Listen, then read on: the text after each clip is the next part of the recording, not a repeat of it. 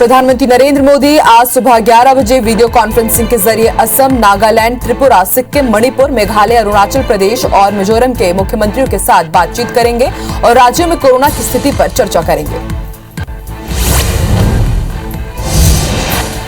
नेपाल के कार्यवाहक प्रधानमंत्री केपी शर्मा ओली के समर्थकों ने नए पीएम शेर बहादुर के खिलाफ मोर्चा खोल दिया है। आज नेपाल की राजधानी काठमांडू में ओली समर्थकों ने नए प्रधानमंत्री शेर बहादुर के खिलाफ नारेबाजी की, साथ ही भंग की गई प्रतिनिधि सभा को फिर से बहाल करने की मांग की।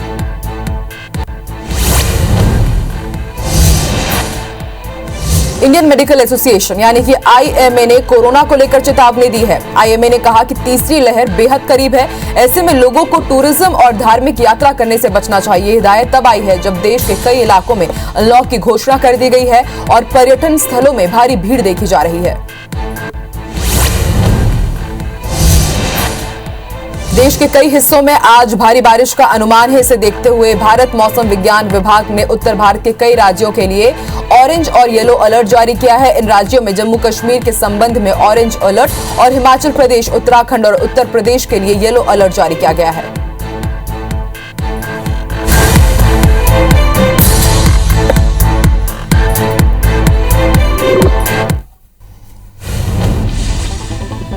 प्रधानमंत्री नरेंद्र मोदी आज टोक्यो ओलंपिक में जाने वाले देश भर के खिलाड़ियों से बात कर उनका हौसला बढ़ाएंगे। पीएम आज शाम 5 बजे वर्चुअल संवाद करेंगे।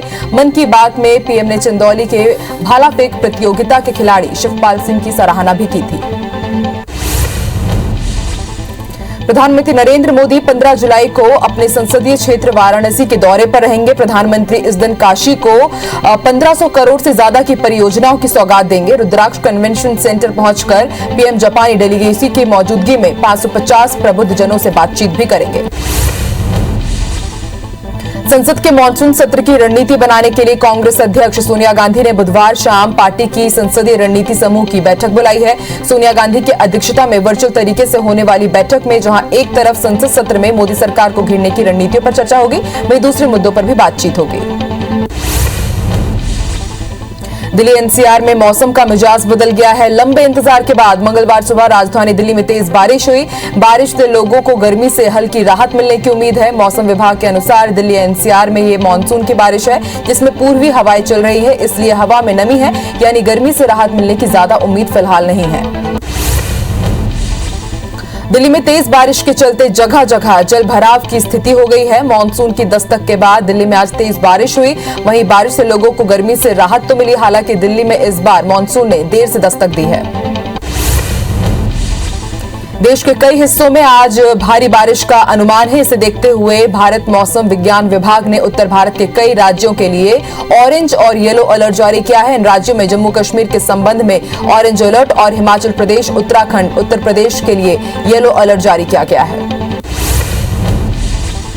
हिमाचल प्रदेश में भारी बारिश के बाद अचानक आई बाढ़ से लोगों की जिंदगी जोखिम में फंस गई है। प्रशासनिक टीमों की तरफ से बचाव और राहत का काम जारी है। राज्य के आपदा प्रबंधन प्राधिकरण ने बताया कि प्राकृतिक आपदा के कारण 2 लोगों की मौत हो गई है, जबकि 10 लोग अब भी लापता हैं और कांगड़ा जिले में अलग अलग जगहों पर 20 लोग फंसे हुए हैं। वहीं 100 से अधिक से ज्यादा लोगों को बचाया गया है। बिहार में बारिश के चलते नदी नाले उफान पर है। यहां मुजफ्फरपुर में बारिश के कारण बाढ़ आ गई है, जिससे ग्रामीण इलाकों में पानी घुस गया है। बारिश के चलते ग्रामीण इलाकों में जनजीवन बुरी तरह प्रभावित है।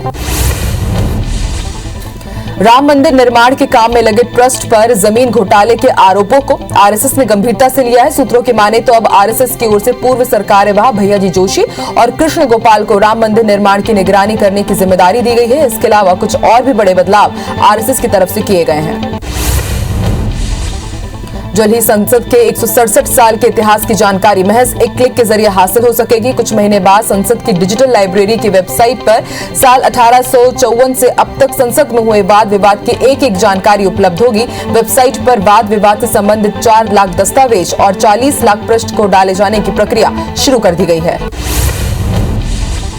ब्रह्मोस सुपरसोनिक क्रूज मिसाइल के लिए सोमवार का दिन अच्छा साबित नहीं हुआ। ओडिशा के तट पर परीक्षण किए गए परीक्षण में ये मिसाइल विफल साबित हुई है। मिसाइल टेक ऑफ के तुरंत बाद गिर गई। दरअसल इस टेस्ट में मिसाइल के एक्सटेंडेड रेंज वर्जन का परीक्षण किया गया था, जो 450 किलोमीटर तक के लक्ष्य को भेदने में सक्षम है।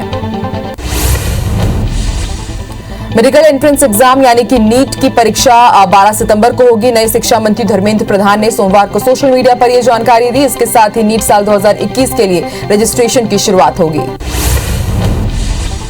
विदेश मंत्री एस जयशंकर 13 से 14 जुलाई को विदेश मंत्री सिराजुद्दीन मुहरुद्दीन के निमंत्रण पर शंघाई सहयोग संगठन विदेश मंत्रियों की परिषद की बैठक में भाग लेने के लिए कजाकिस्तान की दौरा करेंगे। विदेश मंत्रालय ने सोमवार को एक बयान में बताया कि बैठक में संगठन की उपलब्धियों पर चर्चा की जाएगी, क्योंकि इस वर्ष अपने गठन की 20वीं वर्षगांठ बना रहा है। नेपाली कांग्रेस के अध्यक्ष शेर बहादुर आज नेपाल के प्रधानमंत्री पद की शपथ लेंगे। नेपाल के सुप्रीम कोर्ट ने सोमवार को ही उन्हें 2 दिन में प्रधानमंत्री बनाने का आदेश दिया है, जिसके बाद आज वो प्रधानमंत्री पद की शपथ लेंगे। इसके पहले नेपाल के पीएम ओली थे। नेपाल के कार्यवाहक प्रधानमंत्री केपी शर्मा ओली के समर्थकों ने नए पीएम शेर बहादुर के खिलाफ मोर्चा खोल दिया है। आज नेपाल की राजधानी काठमांडू में ओली समर्थकों ने नए प्रधानमंत्री शेर बहादुर के खिलाफ नारेबाजी की, साथ ही भंग की गई प्रतिनिधि सभा को फिर से बहाल करने की मांग की गई। ब्रिटिश प्रधानमंत्री बोरिस जॉनसन ने सोमवार को पुष्टि की है कि इंग्लैंड में कोरोना वायरस से जुड़े सभी प्रतिबंध 19 जुलाई को खत्म हो जाएंगे। NHK वर्ल्ड की रिपोर्ट के अनुसार जॉनसन ने संवाददाताओं से कहा कि इसके तहत सार्वजनिक स्थानों पर मास्क लगाना, सोशल डिस्टेंसिंग के नियमों का पालन करना अब जरूरी नहीं होगा। WHO ने कोविड-19 वैक्सीन के मिक्सिंग और मैचिंग को लेकर चेताया है। WHO ने कहा है कि अभी इसे लेकर कोई डेटा सामने नहीं आया है। चेतावनी देते हुए कहा गया कि अलग-अलग कंपनियों के बने वैक्सीन का इस्तेमाल पहले और दूसरे डोज के तौर पर करना एक खतरनाक ट्रेंड है और इस मिक्सिंग के क्या परिणाम होते हैं, फिलहाल इसके बारे में कोई जानकारी उपलब्ध नहीं है। इंडियन मेडिकल एसोसिएशन यानी कि MIA ने कोरोना को लेकर चेतावनी दी है। IMA ने कहा है कि तीसरी लहर बेहद करीब है, ऐसे में लोगों को टूरिज्म और धार्मिक यात्रा करने से बचना चाहिए। हिदायत तब आई है जब देश के कई इलाकों में अनलॉक की घोषणा कर दी गई है और पर्यटन स्थलों में भारी भीड़ देखी जा रही है। देश में अगले महीने से कोरोना टीकाकरण की रफ्तार तेज होने की संभावना है। दरअसल केंद्र सरकार ने साल के आखिर तक सभी को टीका लगाने का लक्ष्य रखा है, लेकिन अभी टीके की कमी बनी हुई है। लेकिन अगले महीने से देश में निर्मित स्पुतनिक वी के अलावा बायोलॉजिकल जाइडस कैडिला का टीका भी मिलने की संभावना है। इससे प्रतिदिन 80 से 90 लाख टीके लगने शुरू हो जाएंगे।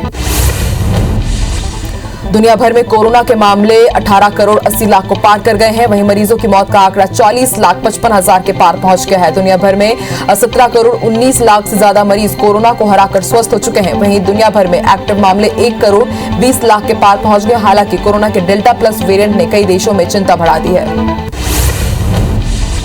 भारत में एक दिन में कोरोना के 30,818 नए केस मिले हैं, जिससे कुल आंकड़ा 3 करोड़ 9 लाख के पार हो गया है।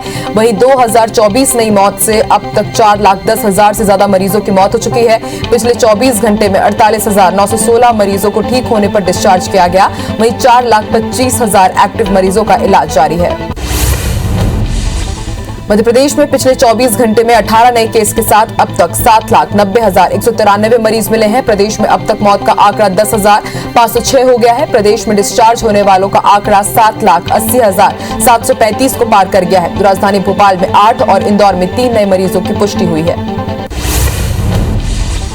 छत्तीसगढ़ में पिछले 24 घंटे में कोरोना के 197 नए केस से आंकड़ा 9,98,000 को पार कर गया है। राहत की बात यह है कि 24 घंटे में एक भी मौत नहीं हुई है। अब तक 13,478 लोग अपनी जान गंवा चुके हैं। 564 मरीजों के डिस्चार्ज होने से कुल आंकड़ा 9,80,000 को पार कर गया है। वहीं एक्टिव मरीजों की संख्या घटकर 4,517 हो गई है। राजधानी रायपुर में 18 नए केस की पुष्टि हुई है।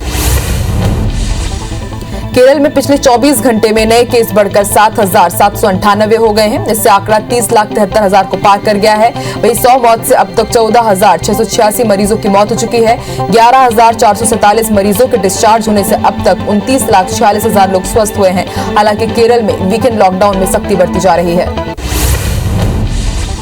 देश में अब तक 37 करोड़ 73 लाख लोगों को वैक्सीन लग चुकी है। इसमें 30 करोड़ 40 लाख यानी कि 23.5% लोगों को पहली डोज लग चुकी है। वहीं 7 करोड़ 33 लाख लोगों को दूसरी डोज भी लग चुकी है। पीएम मोदी ने सभी नागरिकों से वैक्सीनेशन में भाग लेने की अपील की है।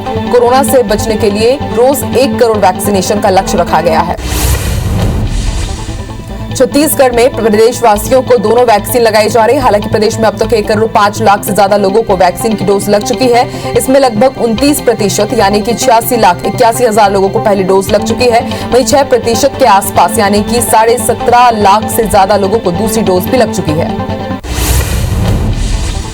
मध्य प्रदेश में कल 37,547 लोगों को वैक्सीन लगाई गई है। प्रदेश में अब तक 2 करोड़ 39,72,000 लोगों को वैक्सीन लग चुकी है। इसमें 2 करोड़ 1 लाख यानी 27.5% से ज्यादा लोगों को पहली डोज लग चुकी है। वहीं 5% से ज्यादा यानी कि 38,15,000 लोगों को दूसरी डोज भी लग चुकी है।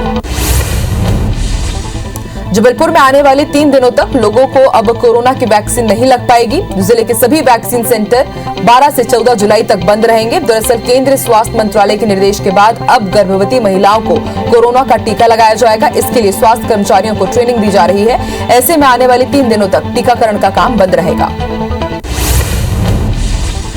मध्य प्रदेश में कोरोना नियंत्रण होने पर सरकार ने पाबंदियों में ज्यादा छूट दे दी है। अब बाजार रात 8 बजे की जगह रात 10 बजे तक खुले रहेंगे। सिनेमा घर भी 50% क्षमता के साथ चालू हो सकेंगे। सरकार ने निर्णय सोमवार को कोरोना की समीक्षा बैठक के बाद लिया।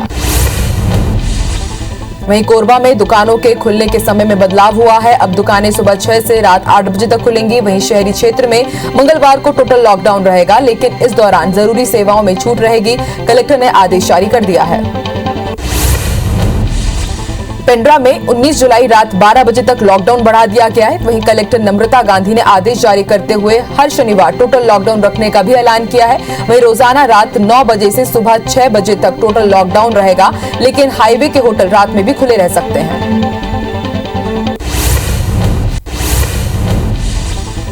सोने चांदी की कीमत में आज फिर गिरावट देखने को मिली है। ऐसे में अगर आप सोना खरीदने की सोच रहे हैं तो अच्छा मौका है। गुड रिटर्न्स वेबसाइट के मुताबिक आज 22 कैरेट गोल्ड का भाव 46,710 रुपए प्रति 10 ग्राम पर आ गए हैं। इसके अलावा चांदी के दाम में भी नरमी देखने को मिली है। वहीं सोने की शुद्धता चेक करने के लिए सरकारी app BIS care app download आप कर सकते हैं।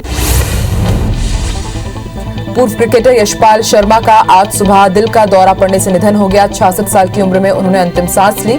यशपाल 1983 वर्ल्ड कप विजेता टीम के सदस्य रहे, साथ ही टीम इंडिया के चयनकर्ता भी रहे। उनके निधन पर क्रिकेट जगत को एक बड़ी क्षति हुई है। टोक्यो में 23 जुलाई से शुरू हो रहे ओलंपिक खेलों को लेकर यूपी सरकार ने बड़ी घोषणा की है, जिसके तहत उत्तर प्रदेश के खिलाड़ी गोल्ड मेडल जीता है तो राज्य सरकार से 6 करोड़ रुपए का पुरस्कार दिया जाएगा, जबकि रजत और कांस्य पदक विजेताओं को 4 करोड़ और 2 करोड़ दिए जाएंगे। टोक्यो ओलंपिक में भाग लेने वाले खिलाड़ियों को 10-10 लाख रुपए दिए जाएंगे। 23 जुलाई से टोक्यो ओलंपिक खेल शुरू हो रहे हैं, लेकिन टोक्यो में कोरोना के बढ़ते मामलों ने आयोजकों की चिंता बढ़ा दी है। यही कारण है कि 11 दिन पहले जापान की राजधानी में आपातकाल लागू कर दिया गया है। 6 सप्ताह तक का यह आपातकाल 22 अगस्त तक लागू रहेगा, जिससे लोग सार्वजनिक जगहों पर जश्न नहीं मना पाएंगे।